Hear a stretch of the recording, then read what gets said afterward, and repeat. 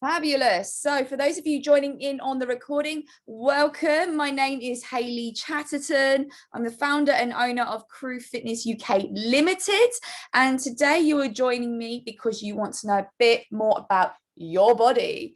And this is from a women's health perspective. So we're going to be going over like hormones, how that affects us, how each week is different, how exercise is impacted, how our work life is impacted, our social life, everything, but also how can we help and how can we support it and how can we improve it. So we're going to look at all of those things, give you some top tips. I'm then going to give you some like top tips of like food ideas that you can implement to give yourself good habits. So yeah, like I say, write down any burning questions you have. You can either send them to me on the chat box, or if you want it to be more private, I will give you my email address at the end, although you should have got it anyway from me sending out this link. Anyway, so I'm now going to, if I can remember how to do all this, I need to share my screen. Fabulous. So bear with me 2 seconds. I'm a little bit of a technophobe, so I'm getting there slowly. Here we go. Wonderful. Cool. Take this bit down as well. Okay, fabulous. So if you can, it'd be great if you can send a picture in or whatever. Tag me on Instagram to show that you're joining in with Mrs. Chatterton tonight or Crew Fitness UK. So I'm going to give you the chance to take the screenshot in 3, 2, 1. Posing. And we're done. Right, cool. Okay, so let's get started. So is he going to let me? Nope. There we go. I'm just going to click instead. So what we're going to discuss today, we're going to break it down to 3 parts. Part 1 is going to be on the menstrual cycle. We're going to talk about the different stages, how each week is different from the last, and the benefits of exercise with that. Then we're going to go into the menopause. Okay, what is it and what are the different stages? So perimenopause, postmenopause, and the styles of exercise that is going to be most beneficial for these stages. And then part 3, we're going to do nutrition. So this is going to be what foods will boost your energy, improve your gut health, and help those going through the perimenopause, because there are lots of unwanted symptoms that come with it. So let's get going. Okay, so the first one, the menstrual cycle. Have you ever noticed that your moods vary each week, sometimes even a day-to-day basis? Can you notice that actually I'm in a much more calmer mood than yesterday, or actually I'm feeling a little bit more easily agitated, those kind of things? I'm sure we all notice those. And also, are you noticing that your energy levels change every week? In fact, sometimes, again, it can happen throughout each day as we cross over into the next part of our cycle. We really are sensitive to those things. And some weeks we are basically going to be more productive. Some weeks we're going to have our shit together, as it were. And then there are going to be other days where I'm just impressed that I got myself dressed, to be quite honest. And then also, have you noticed how your hunger levels change? Have you noticed how your cravings are different stages of each week? So I'm going to go through all of that as well. So firstly, menstruation. That is the day 1 of your cycle. So the first day you have a proper bleed, okay? This is not when you have like a little light bit of spotting or anything. This is like full blown, hello, Auntie P is here. Wonderful. Okay, so we know the symptoms and all of that from it. So it's your typical like bloating, water retention, weight gain, sore boobs, feeling calm, sleepy, maybe even peaceful. Some can also say that they have like a sense of release. It's kind of like, oh, finally. Okay, so a lot of us get that. And then you've got like your typical cramps, and then you've got what's called this is delightful, but we can talk about it because we're all girls here, the period poos. So there's a reason that we have that. When you are starting menstruation and basically your womb shreds, it's down to the fact you've had something called, I can never say it correctly, but progesterons, which is a hormone that promotes basically your womb to shred, your uterus to shred. So, and sometimes that hormone can get released into your gut, which can then do those sort of horrible sort of IBS unwanted symptoms. And that's when some of us can have a bit of a dodgy tummy that time of the month. So Later on, I'll go over foods that can help, you know, lessen or sort of the symptoms for it. So during this time, the beginning part, when you have, I would say, the first couple of days of menstruation, your workout intensity is going to be a lot lower. Okay, it's going to be a lot less intense, because basically, although people say when you're on your period, oh, you're so hormonal. No, you're not. You're having a hormone hangover. Your hormones have dropped. They have plummeted. Okay, you're going through a hormone hangover. Progesterone and estrogen have dropped to basically floor level. Okay, so you haven't got these sort of hormones to help keep you going, as it were, and feeling like yourself. So they're not there. So I would say your post-workout recovery is going to take a little bit longer. So your DOMS, as we call it, delayed onset muscle soreness, can feel a lot worse. You're going to feel a little bit more achy after your sessions. But no matter what, this shouldn't stop you being active. It is always recommended during, especially beginning with menstruation, is that you should still do light exercise, whether it's you enjoy like a light bit of jogging or a long walk or something like that, or a cycle. And you can still lift weights if you are like me and really into weightlifting. You still can do it, but just don't expect yourself to get personal bests. Okay, just take this time as almost like a deload and just taking it down a notch and then bring it back up. Okay, so no matter what, get out, especially when the weather's this amazing, get out, get some fresh air. That's going to make you feel 10 times better. It's going to alleviate those cramps slightly and really, really help. You'll also notice that the build up to menstruation and a little bit during menstruation, to be honest, your cravings and your hunger levels would have actually increased in the past week. And you're probably, if anything, wanting those carbs. And what I say to you with that moment in time, and say like you're on a weight loss journey, saying don't deprive yourself of those foods. If anything, you're going to make yourself feel a bit more shit, to be honest. So I would say moderation is key. So as long as you stay, like for those say or who are on my team, I say to them, as long as you're hitting your protein, you're eating your 5 to 7 portions of fruit and veg a day. If you've got like 400 calories left and you want chocolate, eat the bloody load of chocolate. Okay, don't deprive yourself of those things. Life is about living at the end of the day, and you know, we're already going through a lot with menstruation. We don't want to make it worse for ourselves.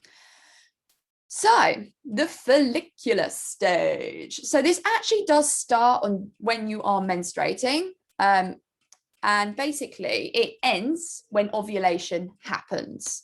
So the pituitary gland in your brain, it releases what's called FSH. So it's a follicle stimulating hormone.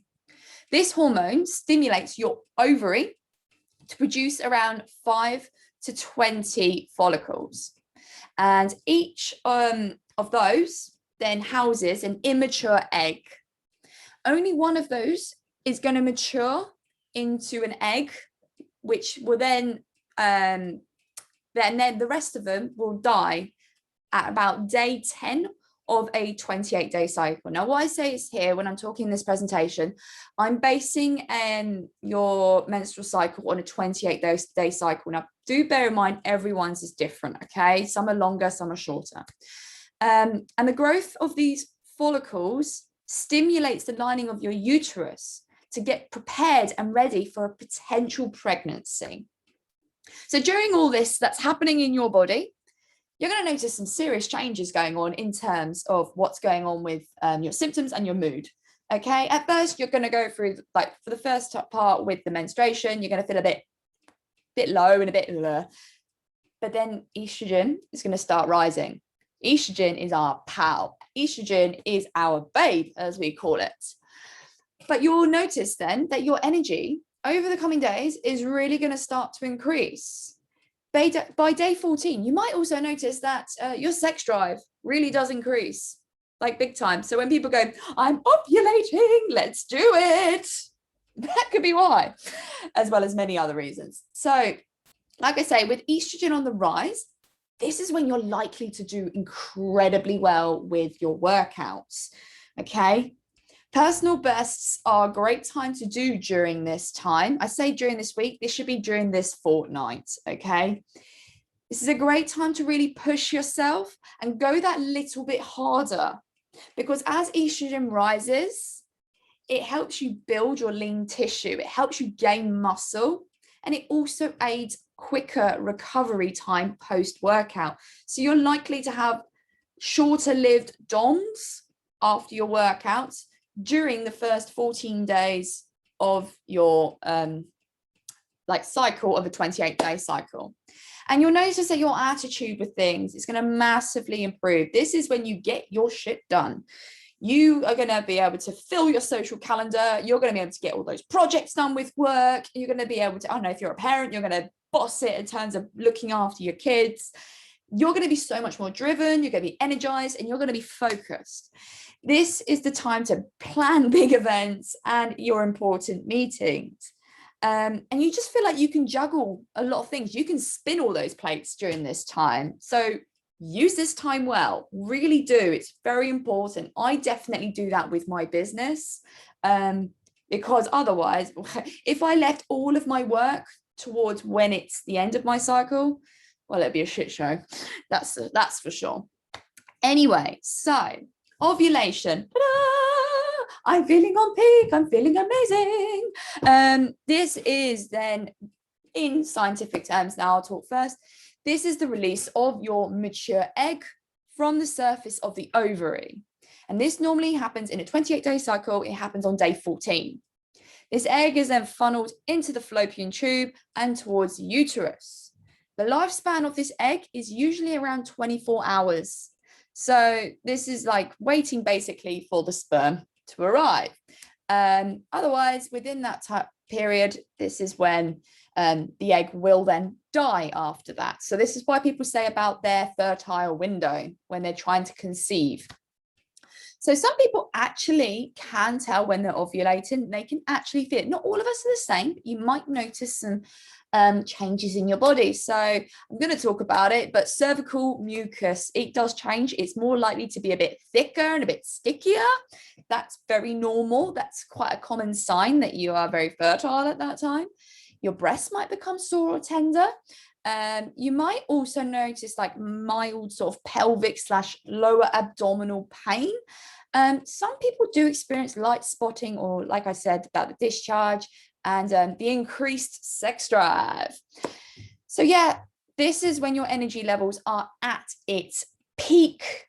Estrogen is up there. Our babe is there. So this is when you're going to feel the most energetic, most aroused. And this is a great time to finish on that last part, the focus on your work, and finish on the really intense workouts. Use this time well, because within a day or two, that could completely change, and that could completely flip, as it were. Because now we go into the wonderful luteal phase, melting in. And it's a very difficult time for a lot of women. Everyone's obviously different with their cycles, but some can be more sensitive to others. So there's that. So during ovulation, your egg bursts the follicle, but the ruptured follicle stays on the surface of your ovary. And for the next 2 weeks or so, that follicle transforms into something called corpus luteum. Now, I know I'm throwing a lot of scientific facts at you, but I just want to show you what's actually going on with your body. This structure starts releasing progesterone into your body, along with small amounts of estrogen. This combination of hormones is what helps the thickening of your uterus. So it's waiting for that potential fertilized egg to come and implant onto there. If the egg is fertilized, the hormone HCG is released, which is the one where you normally pick it up through pregnancy tests and things. Then this structure, the corpus luteum, keeps producing the raised level of progesterone that are needed to maintain this thickening of the uterus. Now, if pregnancy does not occur, then this structure, corpus luteum, withers and dies. And usually around days 22, that normally happens in a 28-day cycle. And then with that, we then come to towards the end of the cycle, and the drop in progesterone happens, like plummets. So when I said about the hormone hangover, as it were, progesterone drops, Progesterone is released, and so you then shred your uterus and you have your day 1 of bleed to start your cycle again. And so the cycle repeats again and again. So we all have different wonderful symptoms when it comes to PMS. The joys, from bloating, breast swelling, pain, tenderness, mood changes, headache, weight gain, changes in your sexual desire, food cravings, and trouble sleeping. So this time, I always say to my girls in the team, please just be a bit kinder to yourself during this time. You're going to find just things as the days go on become a little bit more overwhelming until you have menstruation. It's going to get harder and harder. You're going to fatigue a lot easier.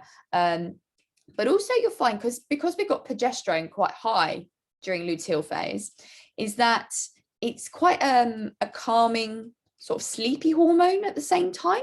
So you might find that you're just a little bit more like, some people can be. That's one thing I definitely notice in myself. And normally this is when I get a little bit more clumsy and do very, very silly mistakes. So just with this, I say kind of recognize that you're going through this and take time out if you need to, okay? But like I always say, please do not give up exercise. I've actually typed exercise wrong. I must have done that when I was in luteal phase and written that. But you can still continue your workout routine. You just can't expect your personal bests. So basically the beginning window of your cycle, smash it in the gym. Second half, kind of maintain and take more rest days. That's really going to help you. And then I've put here carbs, carbs, carbs. So I mentioned it, obviously, the beginning of menstruation, you would have been craving, I just want all the bread, all of the pasta, all of the chocolate, all of the cake.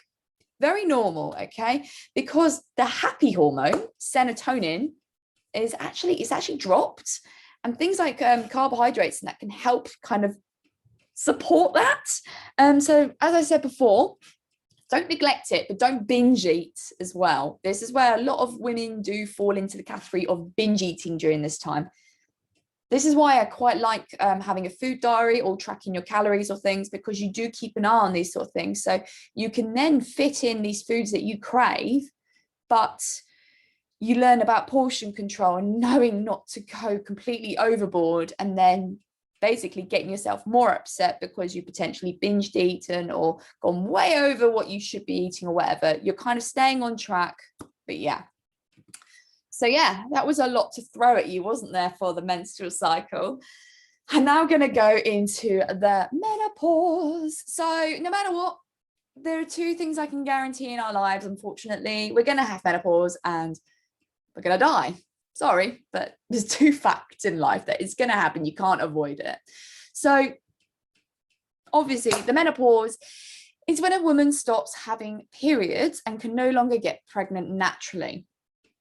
Periods usually start to become less frequent over a few months or years before they stop altogether. Sometimes they can just stop suddenly. Everyone is different, okay? I will emphasize this. We are all very different when it comes to the menopause. Virtually, for us women, we have it pretty damn hard. It is a natural part of our aging process, and it usually starts to happen between the ages of 45 and 55 years of age. As that's when our estrogen levels basically plummet as we age. So the average age in the UK for a woman is around the age of 51. And 1 in 100 women actually experience the menopause before they are 40 years old. This is actually known as premature menopause or premature ovarian insufficiency. Now, so I'm going to go into perimenopause. So this is the whole horrible, unwanted symptoms that a lot of women go through. And it goes up and down. It's really, really hard to deal with for some. Like I say, the longevity and the severity differs for us all. Some can find it a breeze and others can find it debilitating, and medical help is required. Some find the symptoms can go on for more than 10 years. It's a very hard time for women. So some women, like, it's very common for women to use hormone replacement therapy or use cognitive behavioral therapy to help you through some forms of treatment. But no matter what, it is highly recommended that you live a healthy, active lifestyle in order to lessen the severity of the symptoms and to help your longevity and health and have a healthy life. Gosh, I can't get words out. So the common symptoms that we all hear and women talk about is the hot flushes, the night sweats, vaginal dryness and discomfort during sex, difficulty sleeping and basically full-blown insomnia, low mood or anxiety, reduced sex drive, and problems. A lot of people get memory loss, and concentration levels can drop quite considerably. So your periods become very irregular, as I said, and some months you might not ovulate, and then other month, and then just randomly one month you do, and then you have what's called a super period, which is just going to be an incredibly, it's almost like a flood almost. A lot of women, there's a couple I know for a fact who would have it where to the point where unfortunately nothing was going to basically absorb it enough because it was that much of a super period. Not really a lot we can do about it, unfortunately, apart from having lots and lots and lots of equipment at the ready, as it were. But if you're still having like a random super period, this means obviously that, like I say, ovulation has happened. So you still have a chance that you could potentially get pregnant during perimenopause, but your likelihood does decrease as the years go by. So are you currently going through perimenopause or postmenopause, and are you trying to lose weight?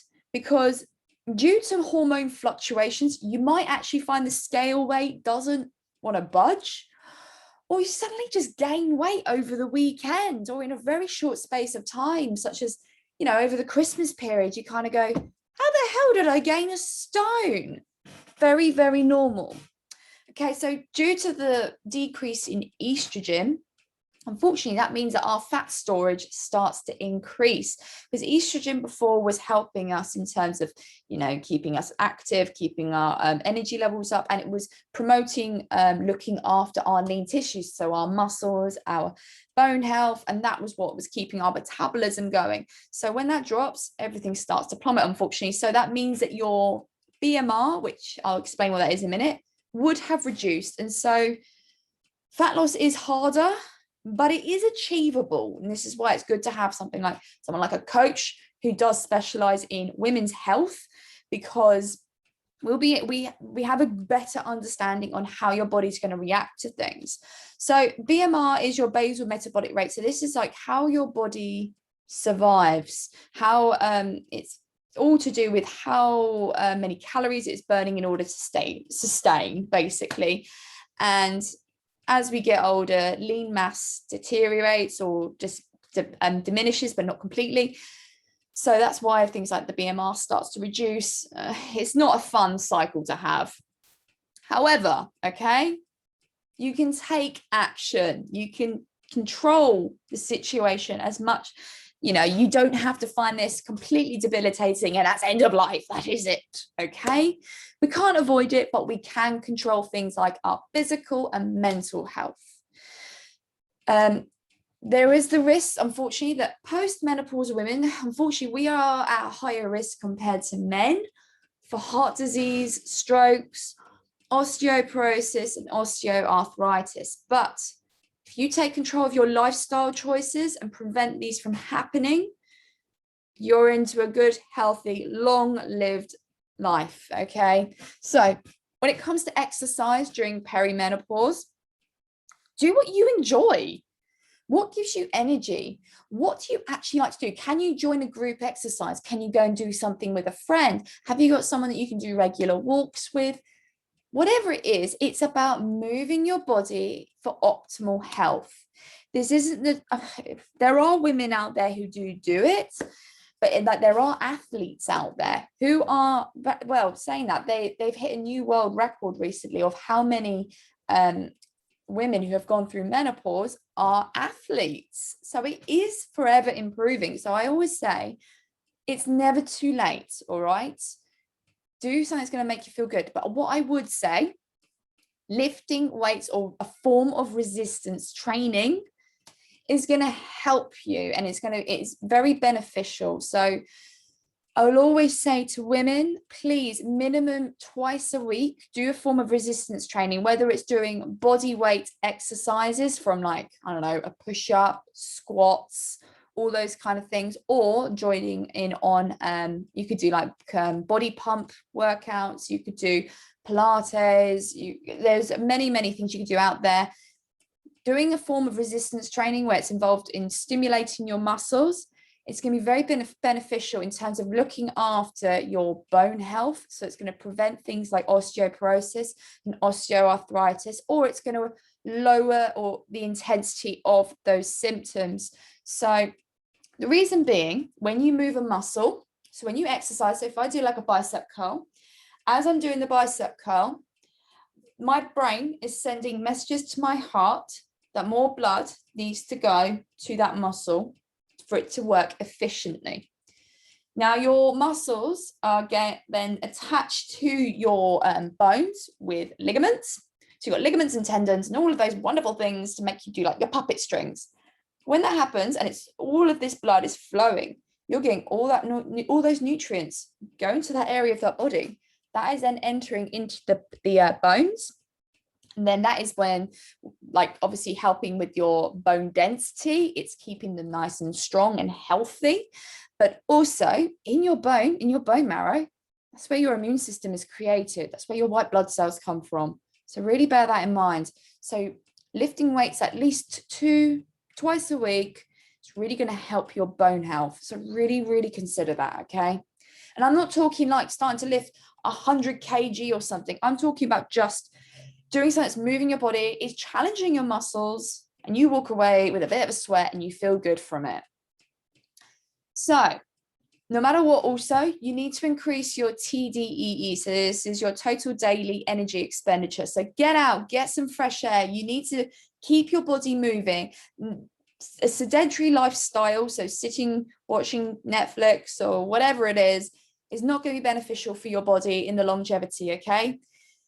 It is great for your body and it's wonderful for your mind, especially to enjoy the great outdoors. Making good habits such as parking further away, taking the stairs to something, walking into town instead of driving, those sort of things, really going to add up. So I always like to have my team do a minimum between 5,000 to 10,000 steps a day. Normally, obviously, for majority, I set them the task of 10,000.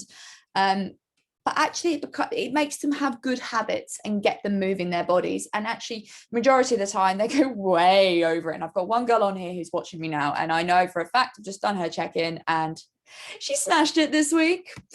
Anyway, so post-menopause, it is important to keep active and eat healthy, balanced diet.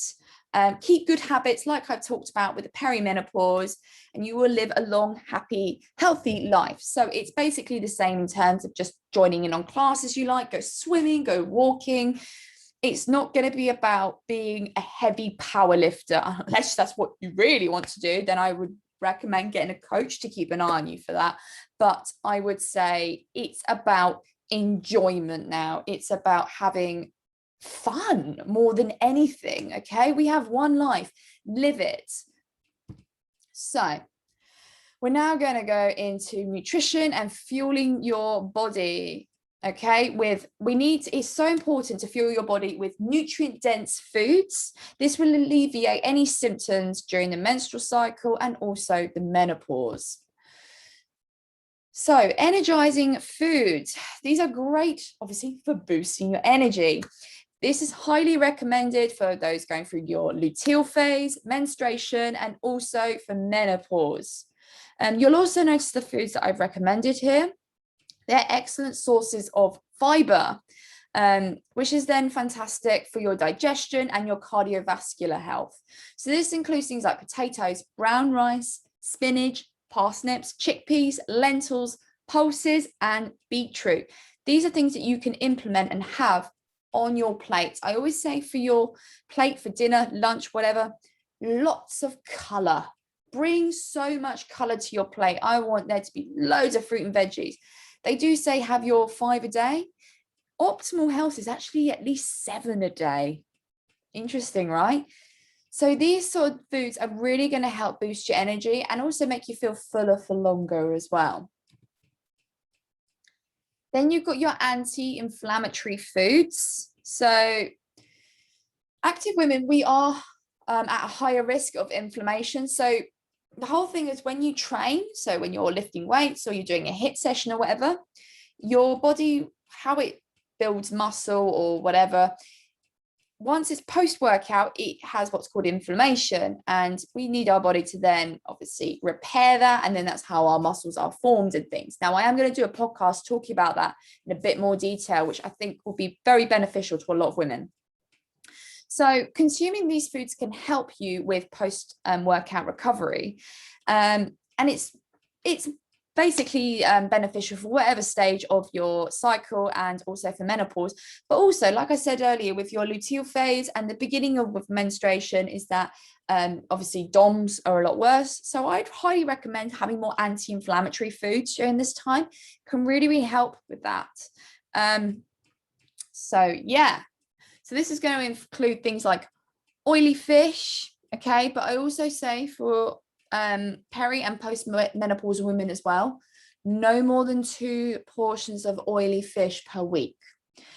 Long story short is that it is very high in vitamin A, which is fine in small doses, but postmenopause or even pregnant women, it can be quite damaging. So just no more than 2 portions per week.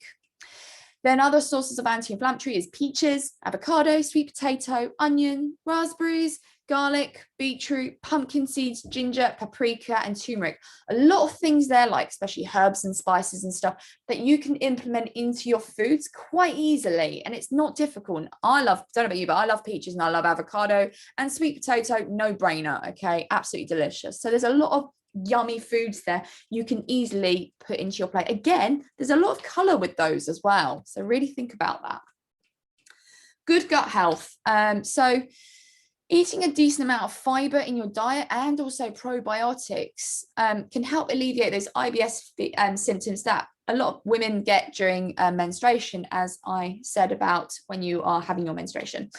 So prebiotic fibers is asparagus, bananas, garlic, onions, whole grains. So that's things like your whole grain rice, your brown bread, brown pasta, those kind of things. They're really going to be beneficial for that. And also then like the probiotics is you see it all the time on like the TV and stuff, is your yogurts.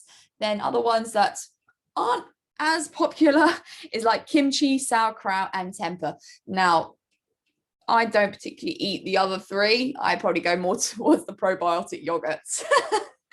Just because it's easier. And now you can get some dairy-free coconut-based probiotic yogurts, from what I remember picking some up not long ago, and it was really delicious.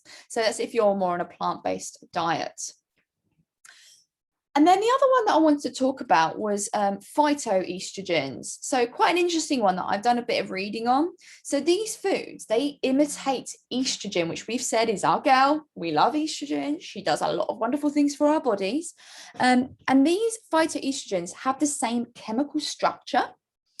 So when you eat these foods, your body will treat them like it was estrogen. So these foods are highly beneficial for women who need to rebalance their hormones. So if they're going through maybe fertility treatment, or they need to have some hormone replacement therapy and things like that, very helpful. So it can alleviate those who are going through peri and post menopause. And also it can help those sort of unwanted symptoms that I mentioned earlier, and reduce the risk of osteoporosis. So like I said earlier, estrogen is helping towards looking after our lean tissue, which then looks after our bone health. Once estrogen is depleted, that's when we're higher risk of osteoporosis and arthritis. So these can be really beneficial to have. Also, it's been proven that these phytoestrogens can actually help people who may suffer with acne. And also it promotes a healthier heart. So foods that are included in that, I've listed here, is your nuts and seeds, which includes your almonds, walnuts, and sunflower seeds. Then you've got your fruits, which is your apples, carrots, strawberries. Fun fact, strawberries clean your teeth as well. Fun fact there. Cranberries and grapes. Then you've got your vegetables, which include sweet potato, lentils, and Brussels sprouts, my mum's favorite. Then you've got soybeans and tofu. I've got a new love for tofu at the moment. Olive oil, red wine, yes, and coffee. Can't live without coffee, can we now? So yeah, now I'm going to very briefly go over drinks, okay? It's a very obvious one, this, but alcohol, you know what, little and often. We've got one life, live it and enjoy it. You know what, Fridays tomorrow, I'm going to be having a couple of glasses of rosé because I enjoy it. So I say little and every now and then is fine. But remember, you need to stay hydrated and minimize your weekly consumption. No matter what, water is highly recommend that you have between 2 to 3 liters a day. Now, might I emphasize at the moment, you probably want to be looking at 3 to 4 with this hot weather, and especially if you're working out as well. You're dehydrating a lot quicker than usual because it's just so damn hot. So I always say like an additional 1 liter post exercise, okay, because you're sweaty. Now, caffeine, it's a wonderful short-lived stimulant.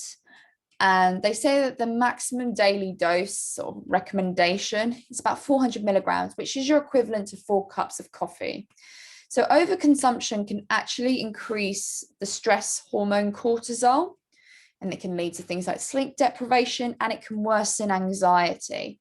So I try and say, and I went through obviously having a 10-month-old son. Obviously, I lived off coffee and anything with caffeine in it. It can take an effect on your mood, and then like I say, you can lead to insomnia. But the wonderful thing about cortisol is that it is a hormone that was helped us for survival back in the day, like for tribal times.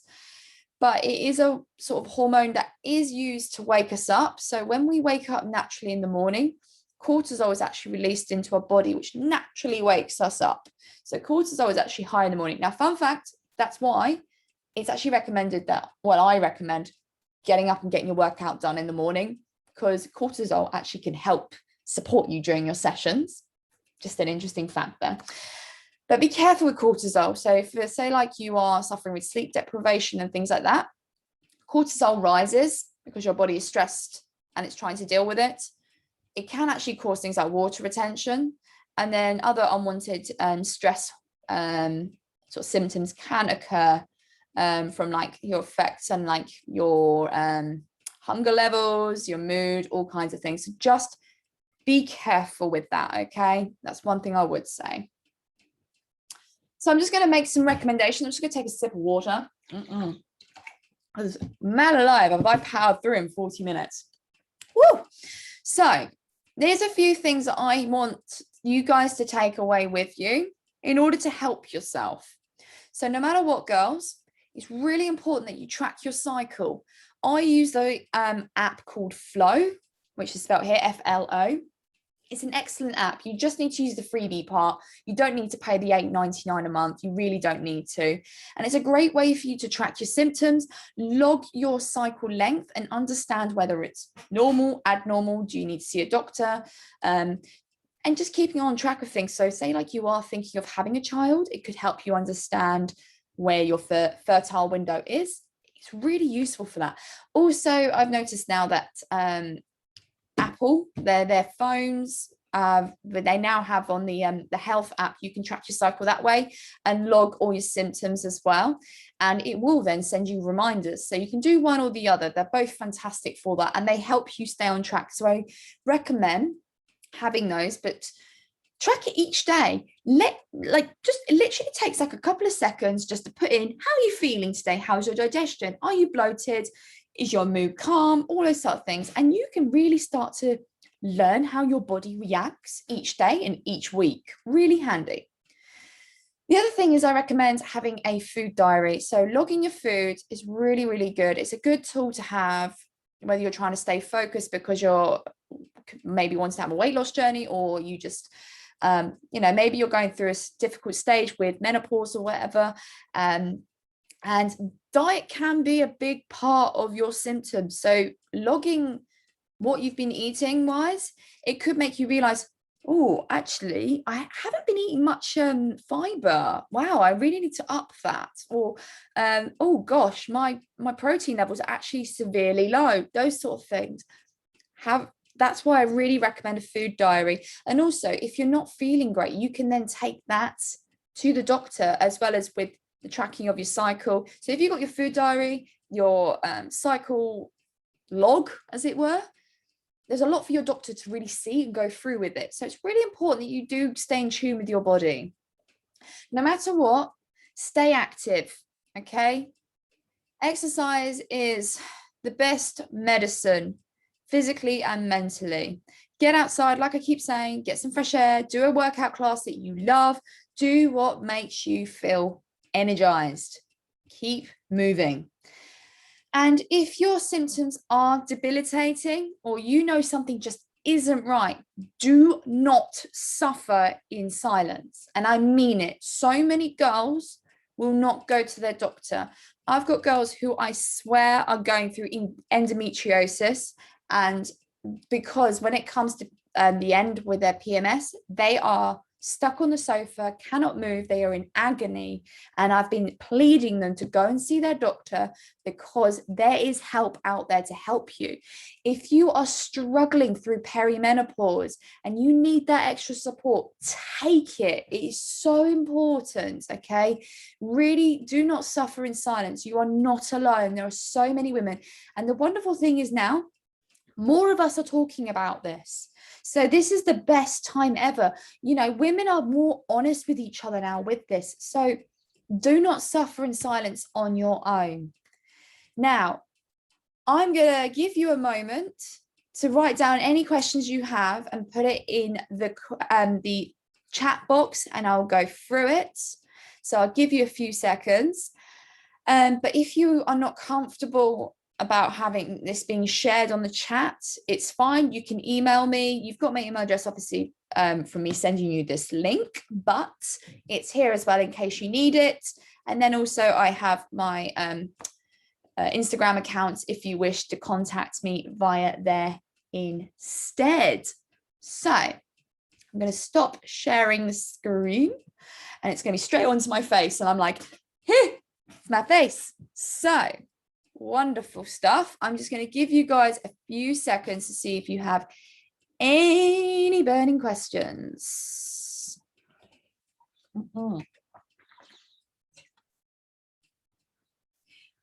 So, good ideas for high protein breakfast for a busy morning. Yeah, know that feeling.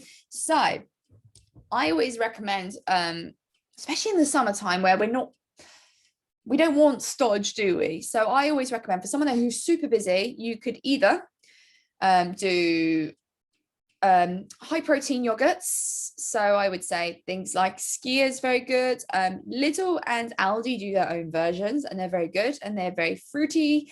And you could then mix that with either a bit of like fruit and fiber, or you could put lots of some fruit into that, and that is going to be super delicious. That's a nice start to the day. The other thing you could do, and I do it more in the winter, is I do protein porridge, which is from the Protein Works. So yeah, the Protein Works, they're called.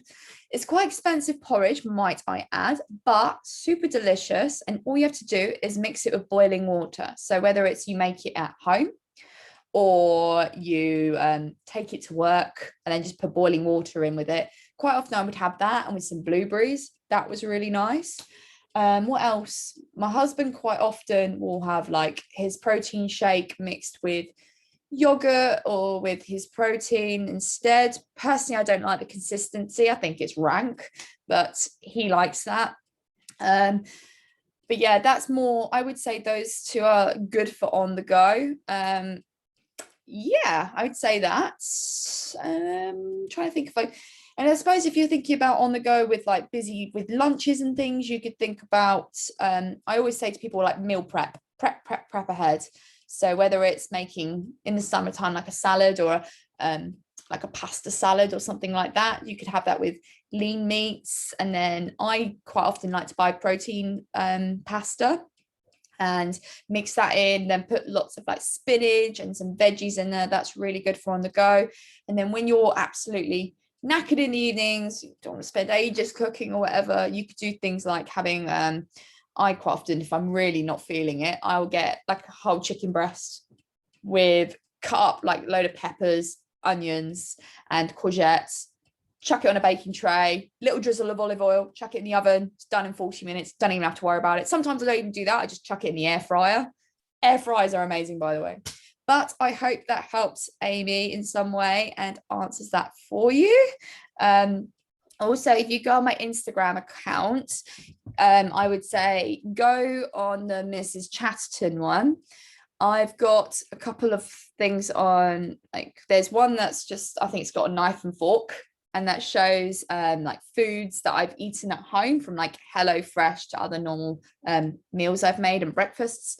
And also when I was flying, if you scroll along a little bit, because I've got a lot of stories and stuff, if you scroll along my highlights, and there's one that shows like a plane and then food, and then it shows all like foods I've eaten when taking to work and all that kind of stuff. Right, so I've got another question here. How much exercise is too much for a woman in 51 perimenopausal? I'm doing 2 classes most of every day. So 2 classes a day is quite a lot, I will admit, but if you feel you can do it and you feel okay from it, fine, carry on. At the end of the day, if you are feeling fatigued, sore, losing your love for it, stop. But if you're enjoying yourself, continue, okay? I don't see the harm in that. I always say though, please make sure you have 1 or 2 rest days a week, okay? And when I say rest days, you can still go out for a walk, you could still like go for a swim, cycle, something like that, but just don't push yourself as hard for a couple of days, because that gives your body time to just kind of rest, recover those muscles, and then you feel energized to then go and kick ass for those classes again. But as long as it's how you feel at the end of the day, but I just highly recommend a couple of days a week that you just take time out, okay? And I'm glad you really enjoyed it. Thank you so much. That means a lot. I really, really appreciate it. It's nice to have people actually join me, because I wasn't sure if I was going to get many tonight because of just because of this beautiful weather, which is now going to last tomorrow. Yes, cool. So I think that might be the last of the questions, but thank you so much, ladies, for joining. And yeah, I hope you have a lovely evening. If you have any more questions, please email me, message me. I'll always answer. So have a good one. I'll see you all soon. Bye.